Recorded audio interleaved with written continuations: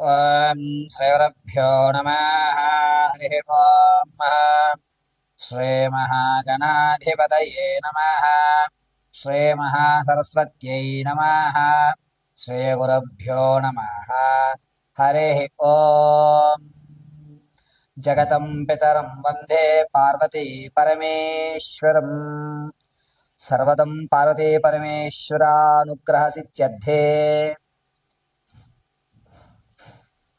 ఫిబ్రవరి నెల 17వ తారీఖు మంగళవారం, మాఘ బహుళ అమావాస్య. ఆ రోజు రాహుగ్రస్త కంకణాకార సూర్యగ్రహణం ఏర్పడుతుంది. ఈ గ్రహణం రోజు నుండి ప్రారంభమయ్యి 17వ తారీఖు మంగళవారం మాఘ బహుళ అమావాస్య నుండి ప్రారంభమయ్యి 1వ తారీఖు మార్చి 2026 వరకు కూడా 5 గ్రహాలు మిథున లగ్నంలోకి రావడము, ఈ పంచగ్రహాల కూటమి వాటి యొక్క ప్రభావం వల్ల ఏ రాశి వారు ఆర్థికంగా ఇబ్బందులు పాలవుతారు, ఏ రాశి వారికి అదృష్ట యోగం కలిగేటువంటి అవకాశం లభిస్తోంది, 5 గ్రహాలు ఒకే స్థానంలో ఉచ్చస్థితిలో చూస్తున్నాయా, లేక శనీశ్వరుని మూల త్రికోణంలో చూస్తుందా, గురువుని బలాయుక్తంతో అయ్యే విధంగా ఈ పంచగ్రహ కూటముల యొక్క ప్రభావం ఉంటుందా,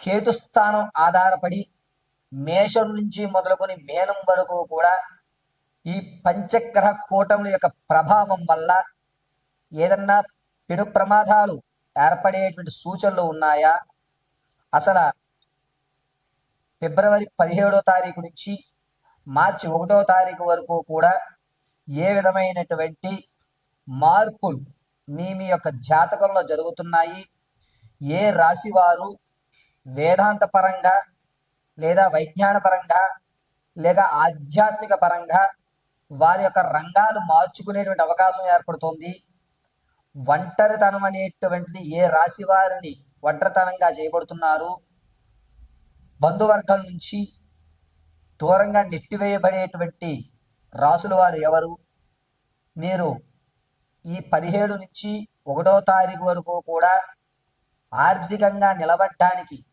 మాకు ఈ పంచగ్రహ కూటమి ఏ విధంగా సహకరిస్తుందా గురుగారు, ఈ 17 నుంచి 1వ తారీఖు వరకు ఉండేటువంటి రోజుల్లో మేము ఏదన్నా పరిహారము మంత్రజపము అనుసరిస్తే మా జీవితంలో మార్పులు సంభవిస్తాయా అనేటువంటి పూర్తి విశ్లేషణ మనం పరిశీలన చేసుకుంటూ ఉంటాం.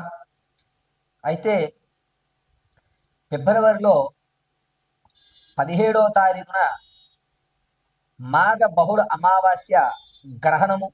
ఆ గ్రహణం మన భారతదేశంలో కనబడకపోవడం, కానీ గోచార రీత్యా జాతకాల్లో 5 గ్రహాలైనటువంటి రవి, చంద్రుడు, బుధుడు, శుక్రుడు, రాహువు, పంచగ్రహ కూటమైనటువంటి 5 గ్రహాలు రవి, చంద్రుడు, బుధుడు, శుక్రుడు, రాహువు, ఈ 5 గ్రహాలు కూడా ఒకే స్థానంలోకి ఏర్పడటం వల్ల మన జీవితంలో జరిగేటువంటి మార్పులు ఏమిటి అని వాటి యొక్క వివరణని పూర్తిగా మనం మేషం నుంచి మొదలు పెట్టుకుని మేనం వరకు కూడా ఒక్కసారి పరిశీలన చేద్దాం.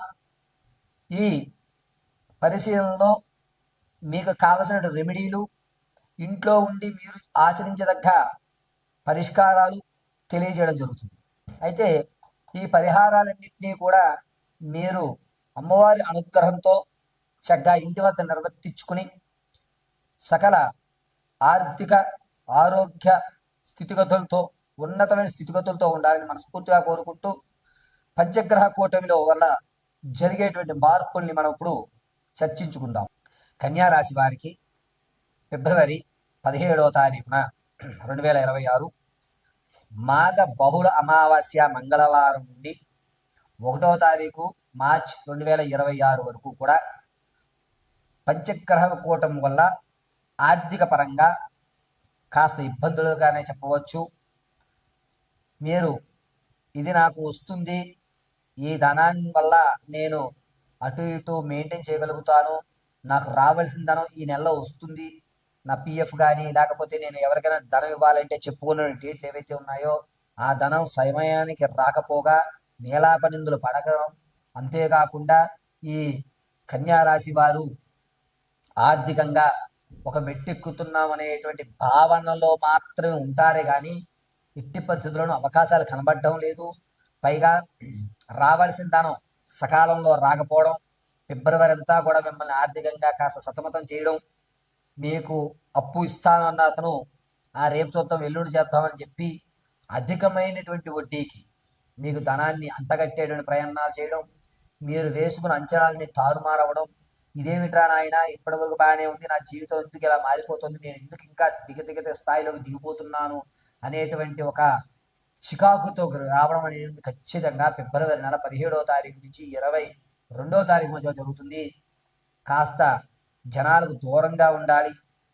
భగవంత ఆరాధన చేద్దామా, కొత్తగా ఏదన్నా దేవతామూర్తిని ఆరాధన చేస్తే మన కష్టాలు ఏమైనా గట్టెక్కుతాయేమో అనేటువంటి భావనలోకి ఉండడం, పైగా దూర ప్రాంతంలో ఉన్నటువంటి పుణ్యక్షేత్రాలు దర్శనం చేసుకోవడం, నా జీవితంలో ఏదన్నా మార్పు అక్కడికి వెళ్తే లభిస్తుందేమో అనే భావన రావడం జరుగుతూ ఉంటుంది.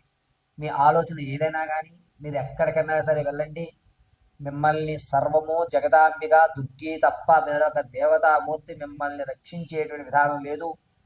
పైగా మనోస్థైర్యాన్ని కోల్పోతున్నారు. కాబట్టి ఈ కన్యారాశి వారు ఫిబ్రవరి 14వ తారీఖు నుంచే, ఫిబ్రవరి నెల 14వ తారీఖు నుంచి 28వ తారీఖు వరకు కూడా ఎంత కుదిరితే అంతవరకు కూడా మీరు ప్రయాణం చేస్తున్నా, వంట వండుకుంటున్నా, ఇంట్లో పని చేసుకుంటున్నా, ఖాళీగా కూర్చున్నా, ఫోన్ చూసుకుంటున్నా శ్రీమాత్రే నమః అని కానీ లేదా ఐం దుర్గాయే నమః అని కానీ అనుకుంటూ ఉండడం వల్ల ఆర్థికంగా మీరు దిగపోకుండా స్టెబిలిటీ ఏర్పడేటువంటి అవకాశం ఏర్పడుతుంది.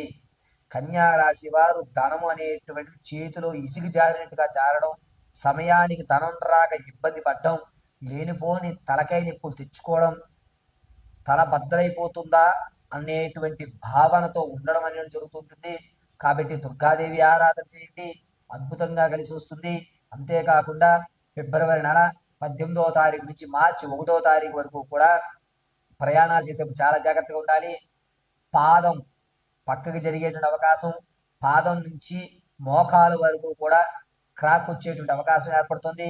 ప్రయాణాలు చేసేప్పుడు చాలా జాగ్రత్తగా ఉండండి. వీలైనంత వరకు కూడా కన్యారాశి వారు 17వ తారీఖు నుంచి 1వ తారీఖు మార్చి వరకు కూడా దుర్గాదేవి ఆరాధన చేయండి. సర్వం జగదాంబిక మిమ్మల్ని రక్షిస్తుంది.